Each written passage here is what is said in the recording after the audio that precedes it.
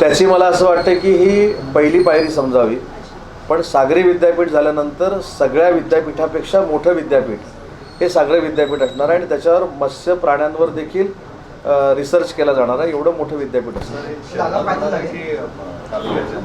माझं प्लॅनिंग असं आहे की जी स्टरलाइटची जागा आपण घेतलेली आहे त्याच्यातली 50 एकर जागा म्हणजे हार्ट ऑफ द सिटी होईल आणि विद्यापीठाची बिल्डिंग ही बघण्यासारखी असते. कारण उच्च व तंत्र शिक्षण विभागाचा मंत्री असल्यामुळे मी विद्यापीठांमध्ये जायचो. तुम्ही शिवाजी विद्यापीठ कोल्हापूरपासून गोंडवाना विद्यापीठ गडचिरोलीपर्यंत जर इमारती बघितल्या तर ती पर्यटन स्थळं झालेली आहेत. एवढी चांगली बांधकाम होतं. त्याच्यामुळे सिटीच्या लगत असावं असं माझं मत आहे आणि म्हणून मला असं वाटतं की जिंदाल आपल्या स्टरलाइटच्या जागेमध्ये करण्याचा मानस आहे. ॲल्युमिनियम प्रकल्पग्रस्तांना तुमच्यामार्फत मला हात जोडून विनंती करायची आहे आणि मला देखील आपल्याला देखील विनंती करायची आहे की प्रकल्पग्रस्तांवर अन्याय होणार नाही याची भूमिका आम्ही नक्की घेणार आहोत.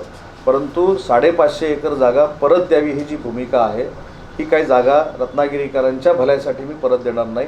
मला किती विरोध झाला तरी चालेल. कारण कितीतरी मोठ्या प्रयत्नानं ही सुप्रीम कोर्टातनं जागा ही मी मिळवलेली आहे आणि ती रत्नागिरीच्या हितासाठी आणि विकासासाठी मिळवलेली आहे. ॲल्युमिनियमवाल्यांचे काही प्रश्न असतील मी बसून सोडवेन. मी 3-3, 4-4 वेळा त्यांच्यावर मीटिंग केलेली आहे. मी त्यांना सांगितलं की तुमच्यासाठी वेगळी पॉलिसी आणतो. तुम्हाला जमीन थोडी उद्योगासाठी देण्याचा मी प्रयत्न करतो. तुम्हाला आर्थिक काही पॅकेज देण्याचा प्रयत्न करतो.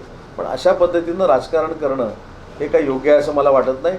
भविष्यामध्ये नाहीतर कुठचे प्रकल्प येणार नाहीत आणि जमिनी कोण MIDCला देणार नाही.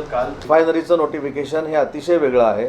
सॉईल टेस्टिंग हा विषय वेगळा आहे आणि काल जे नोटिफिकेशन आपण काढलं आहे ते जिल्ह्यातल्या ज्या आपण तालुका स्तरावरच्या MIDC करतो आहे त्यातलं ते पहिलं नोटिफिकेशन आहे. लांजामध्ये देखील येत्या 15-20 दिवसामध्ये दुसऱ्या MIDCचं नोटिफिकेशन निघेल.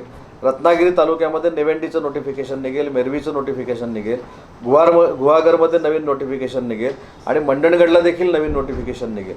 त्याच्यामुळे तालुका स्तरावर MIDC व्हावी हा संकल्प घेऊन जे महाराष्ट्रामध्ये मी काम सुरू केलं होतं त्याच्यातलं पहिलं काम हे राजापूरनं स्वीकारलं, इथल्या शेतकऱ्यांनी स्वीकारलं म्हणून त्या ठिकाणी MIDC आम्ही घोषित केलेली आहे.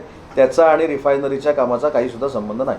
हो काय रोहित शर्मा रत्नागिरीतून मतदान करणार आहे की सूर्यकुमार यादव येऊन करणार आहे की कोहली येऊन करणार आहे.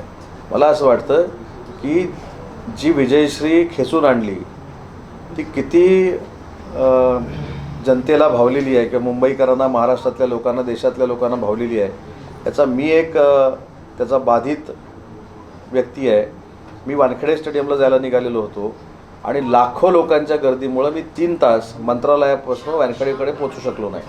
त्याच्यामुळे मला असं वाटतं की राजकारण करावं पण वर्ल्ड कप जिंकला हा ऐतिहासिक क्षण आहे आणि तो महाराष्ट्राच्या 14 कोटी जनतेच्या हृदयातला क्षण आहे. तर त्याची तरी चेष्टा करू नका. परवा कोणी सांगितलं गुजरातवरनं गाडी आणली व दुसऱ्या दिवशी सत्कार होता. गुजरातला ती गाडी तयार होती आणि महाराष्ट्राची रणजी ट्रॉफी जिंकून आला असता किंवा महाराष्ट्रानं काय केलं असतं ही मागणी ठीक आहे. महाराष्ट्र क्रिकेट बोर्डाचे अध्यक्ष पण सांगतात की गुजरातवरनं गाडी आणली. त्यांना स्पोर्ट्समध्ये राहण्याचा अधिकार नाही. माझं म्हणणं देश जिंकला आहे आणि देशासाठी जर गुजरातमध्ये तयार असलेली गाडी आणली असेल तर बिघडली कुठं आणि ती कशासाठी तयार केलेली होती ह्याचा देखील अभ्यास काही लोकांनी करणं गरजेचं आहे. मागच्या फायनलला जो दुर्दैवानं आपला पराभव झाला तिथं आपण जर मॅच जिंकली असतो तर त्याच्यावरनं ती मिरवणूक काढण्यासाठी केलेली गाडी असावी आणि ती जर आणली तर काय BSTतनं फिरवायला पाहिजे होतं. म्हणजे यांची कमालच करायला पाहिजे. तर मला असं वाटतं की 11 कोटी रुपये जे दिलेले आहेत हे देशवासियांच्या भावना आहेत. हे काय सरकारचं आणि ते काय 11 लोक आता विराट कोहली इकडे येऊन कसं काय मतदान करेल. महाराष्ट्रातल्या जनतेनं जो प्रतिसाद दिला या सगळ्या टीमला किंवा त्या टीमवर प्रेम केलं आहे त्याच्यातनं उतराई होण्यासाठी पुन्हा फुलाची पाकळी म्हणून महाराष्ट्र सरकारनं त्यांना बक्षीस दिलं आहे. मग एखादा वर्ल्ड कप आणल्यानंतर देशाचं नाव जगाच्या पातळीवर आपल्या प्लेयर्सनी आणल्यानंतर त्यांनासुद्धा बक्षीस द्यायचं नाही हे फार चुकीचं आहे आणि ह्याचा राजकीय मुद्दा होतो महाराष्ट्रामध्ये हे फार दुर्दैवी आहे. आपण पाहत रहा टाइम्स डिजिटलच्या ताज्या घडामोडी. लाईक, शेअर आणि सबस्क्राईब करा. तसंच बेल आयकॉन क्लिक करायला विसरू नका. Times digital